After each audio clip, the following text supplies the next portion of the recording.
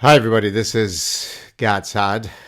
In the parasitic mind, right here, which, if you haven't gotten it yet, you should, I explain how ideological rapture, parasitic ideological rapture, can result in dreadful policies and dreadful ideas spreading originally from the university ecosystem and then to politics, to journalism, to popular culture, everywhere. It infects everything. And then, of course, I offer a mind vaccine and inoculation against these dreadful ideas. In the book, I talk about specific instances throughout history where people were infected with dreadful ideas that resulted in real disastrous consequences on millions of people. So, for example, in the book, I talk about briefly Lysenkoism, right? Lysenko was a Russian scientist who did not like the theory of the fundamental laws of genetics and Mendelian genetics because somehow they were inconsistent with the Marxist philosophy, and therefore he espoused a set of positions that were more in line with the Soviet Union's political philosophy, but which scientifically was incorrect, was untenable. That led to the death by famine of the range. It ranges from 20 30 million all the way up to 55 million, I think, if you include the consequences of that ideology that was then transported to China. And so bad ideas have real consequences in the real world. Let me just draw a few other examples of bad ideas. But of course, human history is replete with nothing but bad ideas. This is why I often repeatedly state and remind people that there is nothing in nature that is even remotely close to being as dangerous as a parasitized mind.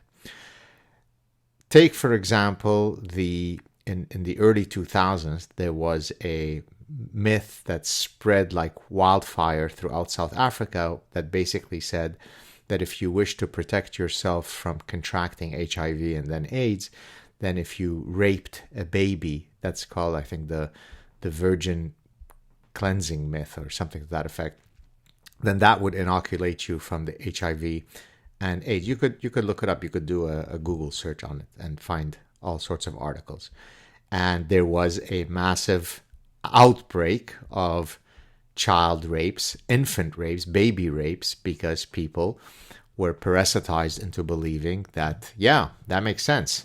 Raping a baby somehow protects you. It's absolutely insane. But that's what happens when a mind is parasitized by ideologies, by bad thinking, by irrationality. Let me give you another example.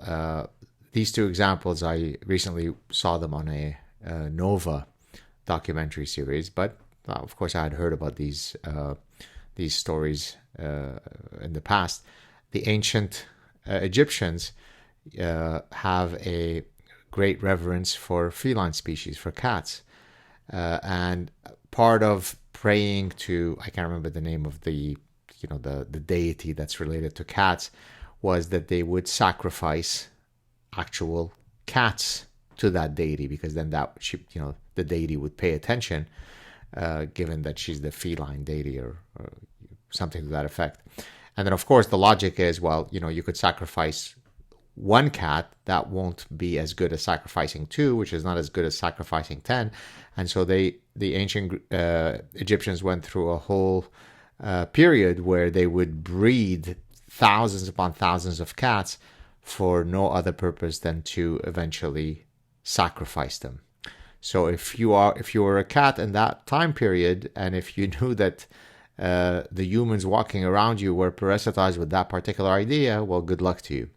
Of course, later in Europe, there was a pope that thought that cats are a manifestation of Satan and so on, and so there would be all sorts of rituals where you would torture and then kill cats in the most horrifying of ways. Again, it came from the leading authority of the Catholic Church who thought that that was a good idea. Now, why am I giving you all of these cross-cultural and cross-temporal examples of parasitized thinking?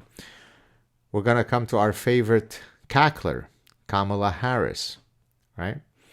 Kamala Harris has recently stated, hey, I'm going to go after those price gouging food producers and I'm going to set price controls.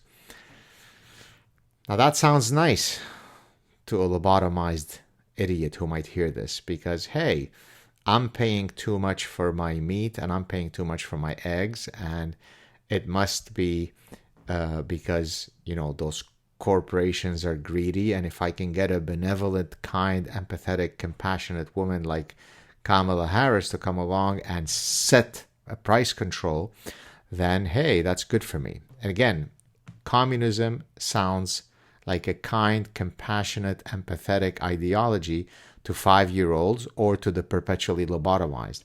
Communism doesn't work for several reasons. It doesn't work because it is anti-human nature, right? For many, many different reasons. And I'll be talking a lot more about this in my forthcoming book on suicidal empathy. Remember that E.O. Wilson, the famous Harvard entomologist who studied social ants, when he was asked about what he thought about socialism and communism, he said, great idea, wrong species. It makes sense for ants to be communists because there's one reproductive queen and then everybody else is equal. It doesn't make sense for humans to be communists because we're not all equal. We should be equal under the law, but we're not equal in our temperament, in our drive, in our ambition, in our height, in our good looks, in our intelligence. That's why equality of outcomes, which she espouses, is anti-human nature. It literally is an affront to what it means to be a human being. Okay, but now let's come back to price controls. So Kamala Harris has been the vice president on the current ticket for almost 4 years. And inflation has been rampant during her tenure as vice president. The reason why inflation, the primary reason, there are several factors, but if you take macroeconomics and MBA, as I did, then you know that printing of money by the government is the most fundamental reason, or orgiastic printing of money by the government is the primary reason why you end up getting inflation. So she creates inflation, which results in the prices that you're seeing with food. And then so that's problem one. And her solution to that problem is price controls, which itself will only exacerbate the problem. Why? Let me give you a very quick macroeconomic lesson and microeconomic. The most fundamental law in economics is supply and demand, right? The reason why Adam Smith and folks after him said that, the free market should determine prices is because diamonds cost more for you to purchase than a piece of wood because diamonds are rare. So the supply is very low, but there is a demand for diamonds. And therefore, it's that relationship between supply and demand that sets what the price should be for diamonds. Let's put it in a biological context. Women's gametes, their eggs, are worth a lot more than men's because they are rare. A woman is born with 1 to 2 million eggs, but only about 400 will be fertilizable, whereas men have on average 250 million spermatozoa in a singular ejaculation. Therefore, because men's gametes are very cheap and abundant, whereas women's are rare, scarce, and then therefore worth a lot more, that's why you get in biology what's called parental investment theory, which is if you want to know how sex differences arise in a species, simply look at the minimal obligatory parental investment that each of the two sexes has to bear.